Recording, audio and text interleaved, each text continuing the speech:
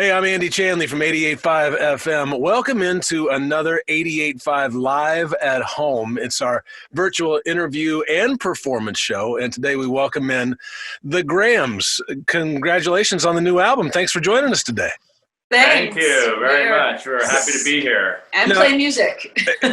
Correct me, is it Grahams or Grahams?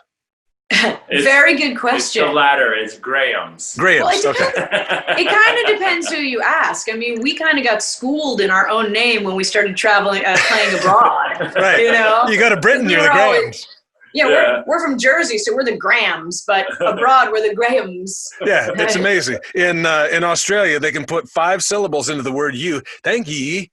But Grahams turns into Grahams. Alyssa and Doug Graham joining us here, performing partners and life partners. We'll talk about that in a little bit. The new album is called Kids Like Us. It's available now, and it's just lovely. It's a really fine record. And you're in for a treat. Like I said here at the top, they're going to perform 3 songs just for us here in this Live at Home, 88.5 Live at Home. I'll tell you what, why don't we go ahead and get to it, to one of the songs. This is the song that we've been playing on 88.5 FM. That's Don't Give Your Heart Away. It's just beautiful. Have a listen to this. It's the Grahams on 88.5 FM's Live at Home.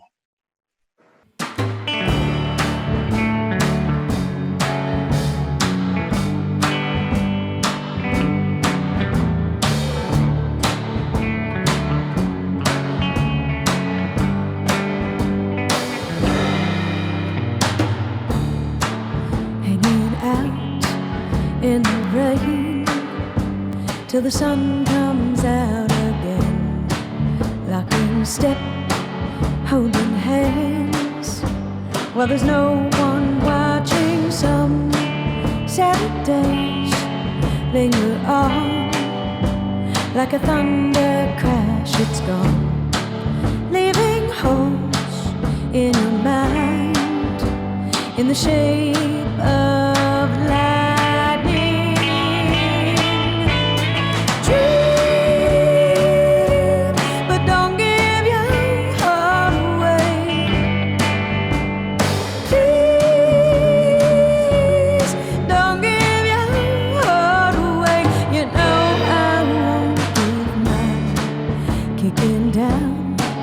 The canals, there's a story I could tell of a sweet serenade.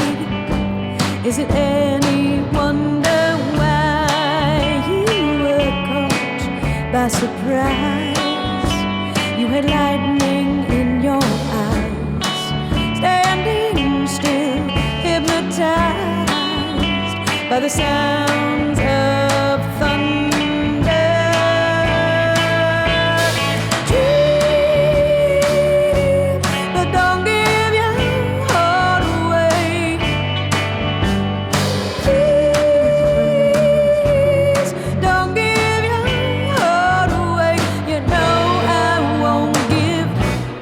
Once in a while, I can pretend you've got a torch that's burning. I tell the same story again, someday that you'll be returning.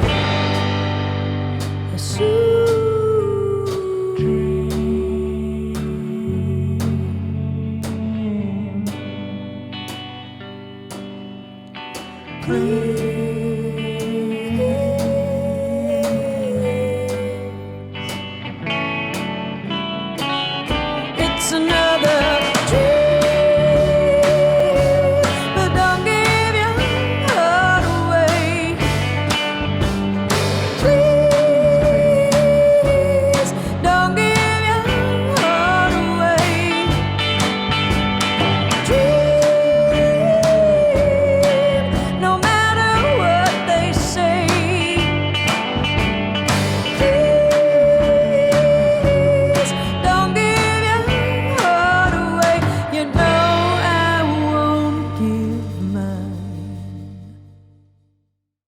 Don't Give Your Heart Away. That's the Grahams on 88.5 FM. This 88.5 Live at Home with the Grahams. We're joined by Alyssa and Doug Graham. This record is just lovely. And I find myself, as I'm listening to it, looking up at my speakers when each song starts, saying, "What am I listening to?" The wall of sound, Andy. It is. There's that. There's definitely 60s, girl group elements. There's 60s garage rock in there. There's chimes and searing synthesizers and these loungy drum grooves. Tubular bells and timpanis all over. I mean, I could see like three backup singers standing behind you, Alyssa, with beehive hairdos on a couple of the They're songs. all me, but yeah. Yeah, exactly. With different bouffants and so forth. What pigeonhole do you guys put this in? Is there a name that you've given to the music that you've made on it? Yeah, there is. It's freedom. I mean, and honestly, I say that because we were already pigeonholed and deep into the Americana scene for our previous couple of records, and we really wanted to break free of that as much as we could. So we started writing songs that needed orchestration. Whereas in Americana, you sort of write songs that don't need anything but an acoustic guitar. When we wrote these songs, we definitely felt like, let's think bigger. Let's have, as we're writing, changing chords, let's think how we can make this bigger. And then, of course, the producers that we worked with made it even bigger than that, So we were able to really get big sounds. But ultimately, I would have to say you nailed it sort of on the head with the 60s girl groups and the garage band rock and the... And the funny thing is, sorry. No, it was a good time because I was going to have to stutter. I did. The funny thing about the what Doug was saying about the Americana pigeonhole is like, we never fit in there either.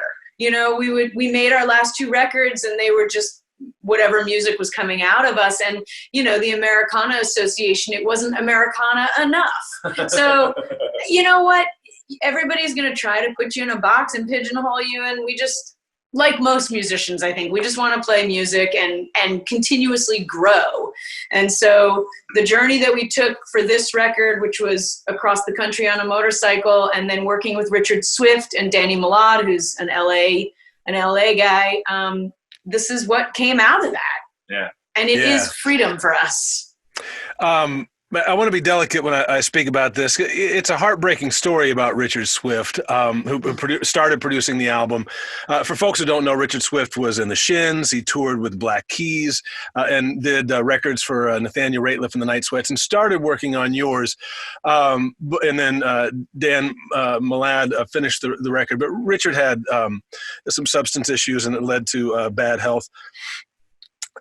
There is some melancholy on this record, thematically. Do you feel like any of that osmotically seeped into what you were doing? Oh, huge. I mean, absolutely. I'll start, and then you can. Go ahead. It's interesting because Richard is all over this. I mean, the basic tracks were recorded with him at National Freedom in his studio in Oregon, and he's this amazing character who lights up the room and just is so creative and magical and musical, but there's this inherent sadness. There was this inherent sadness to him. So when he would jump on the mellotron or the keys or whatever, it just sort of lends itself to that deep cathartic moment in any song, even a positive, happy song. But particularly two songs, one that we were just talking about that we just played, Don't Give Your Heart Away, and Searching the Milky Way, thank you, honey, are both songs that were greatly influenced by Richard Swift and that inherent sadness. And well, I mean, in fact, we had recorded, we had written the music for Searching the Milky Way with Richard in the studio, and then wrote the lyrics before we got to record vocals with Richard, and never actually got to perform the lyrics or show Richard the lyrics to Searching the Milky Way. Which is about him. Which is a song we wrote about him, about the living Richard Swift. Mm-hmm. And, during the recording, we saw his difficulties starting to become a major problem. And that song in particular has this ebullience to it. But whenever we hear it and play it... Whoa, I didn't even know you knew that. I'll get out of here.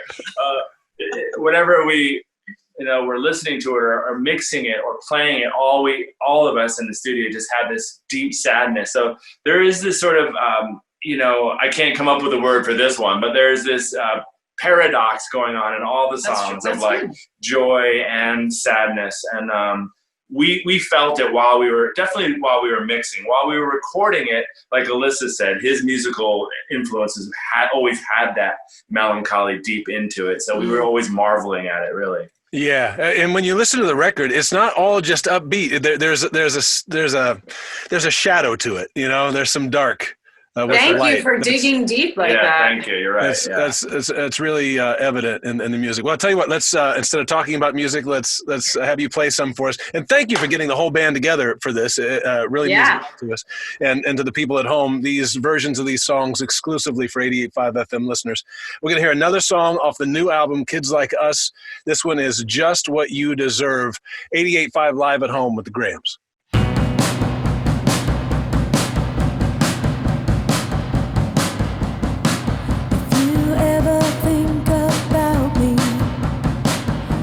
How I've been. Wonder if I'm hanging on or falling off again. I've been down in Tulsa, babe. You can rest assured, never coming back that way. Giving you my word. It's alright, it's okay. I never loved you anyway. I never cried, I never left, I never took your photograph. You staked a claim to my good name, whatever you wanted to.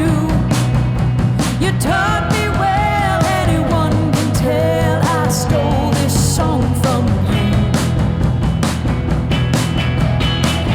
Heard you moved to Memphis, heard you play the bars, heard you found a new girl, babe, and a really old guitar. Wonder if you let her know. Did you lose your nerve? Would she think you got just what you deserve? It's alright, it's okay. I never loved you anyway. I never cried, I never laughed, I never took your photograph. You staked a claim to my good name, whatever you wanted to. Yeah, you taught me well, anyone can tell. I stole this song from you. Oh, back when we were lovers and the wind cried out desire, I can still imagine you walking through the fire. Now I know you wouldn't risk a hair upon your head. Guess you had to save them for your Memphis girl instead. Alright, it's okay. I never loved you anyway. I never cried, I never laughed, I never took your photograph. Oh, it's alright, it's okay. I never loved you anyway. I never cried, I never laughed, I never took your photograph. You staked a claim to my good name, whatever you wanted to. You taught me well, anyone can tell. I stole this song from you.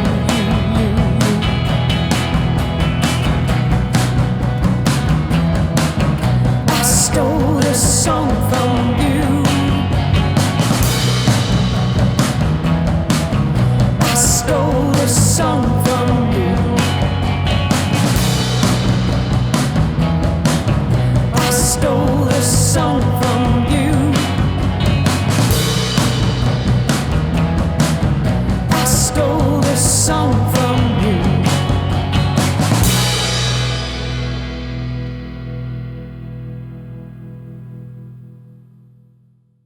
That song is called Just What You Deserve. That's from the Graham's new album, Kids Like Us. It's available now. You know what's funny? As I was thinking, you guys were one of the last ones into the studio at 88.5 back in, I think it was January 17th, right before we all went on lockdown. Tell me everything that's happened to you between now and then. Well, it's funny because we left you and we went back to New York and we did a few shows there, like John Schaefer and stuff like that, and in studio stuff. And then we came back out to California in early March to do a radio tour, another radio thing up north. And we were supposed to leave on a 6-week European tour on March 26th. Yeah. So we were going right from the radio stuff in California to Europe, and obviously, you know, what happened after that. We're not going to Europe, Alyssa. I know, we thought about this because Doug would rather stay home no matter what. Not really, but I could tell that the pandemic was and I was like, worse. we are going. Like, it wasn't until they basically stopped allowing Americans abroad that I was like, okay, I guess we're not going. But so our tour got canceled. Well, wait, our album came out. Our tour got canceled, which was supposed to be the same start date. Yeah. Right. And our nanny went home. Our nanny left us. We have a 21-month-old now that we've been 24/7, which we feel like is actually a gift. Yeah. Because otherwise we'd be ignoring her. Right. Not true. True. You know, it's. I have 2 kids, my own, and on one hand, this is all a huge pain, but also a huge blessing. It's just. It really is. How old are your kids? They're one just turned 10 and one's 5.5. Oh, see? So it's like, yes, it's like our whole lives are put on hold, and this is sort of like a historical, you know, just crazy moment in time. Yeah. But it does give you back some things, you know, you get to like kind of examine yourself with a microscope too, and sort of get to know yourself a little better. And get to know yourself. Yeah. By the grams.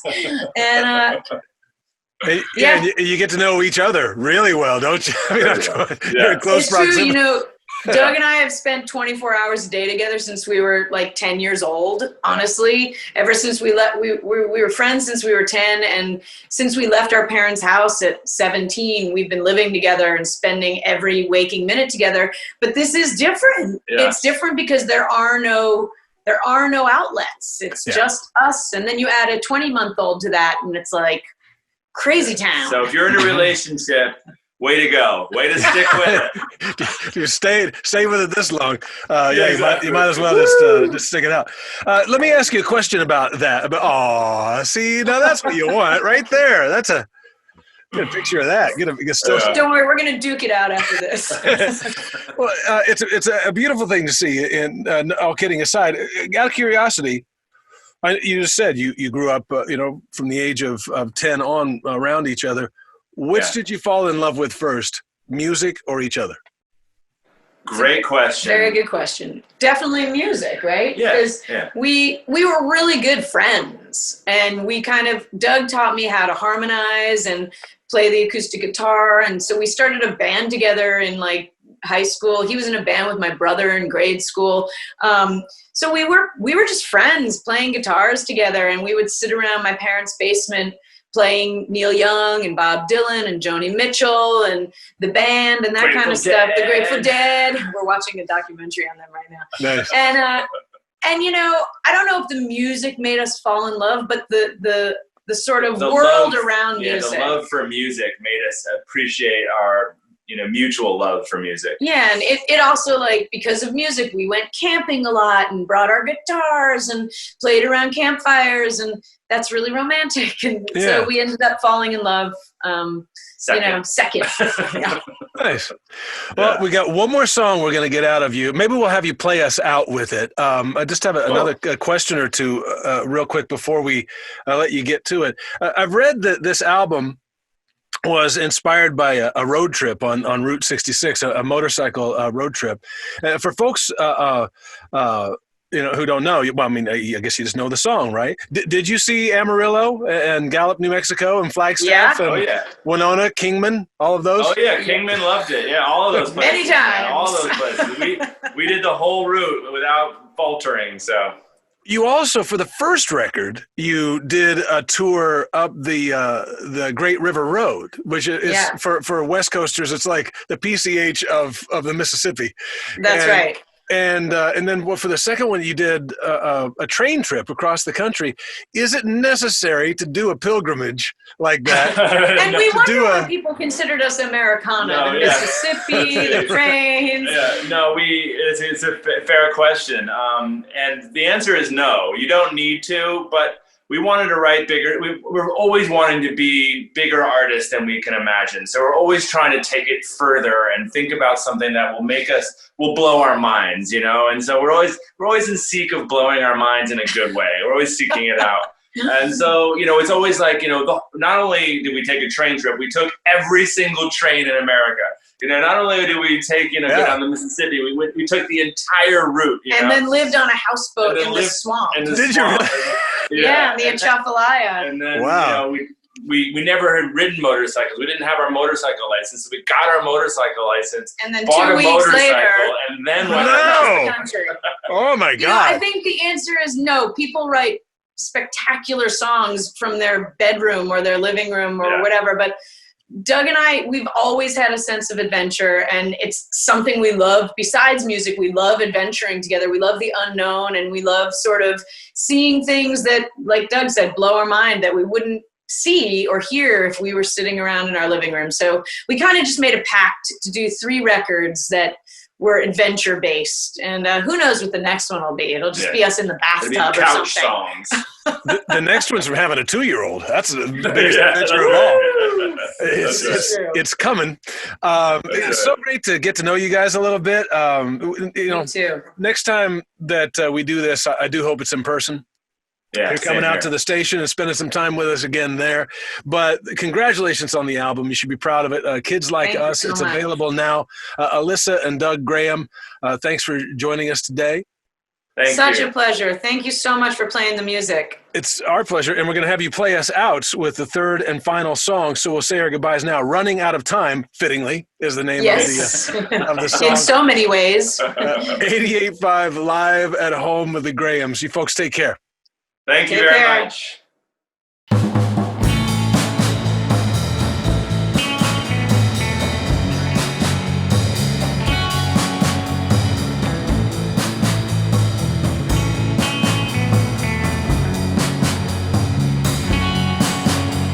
I saw you today, you were stealing away with my heart. The summer breeze brought me to my knees, I fell apart.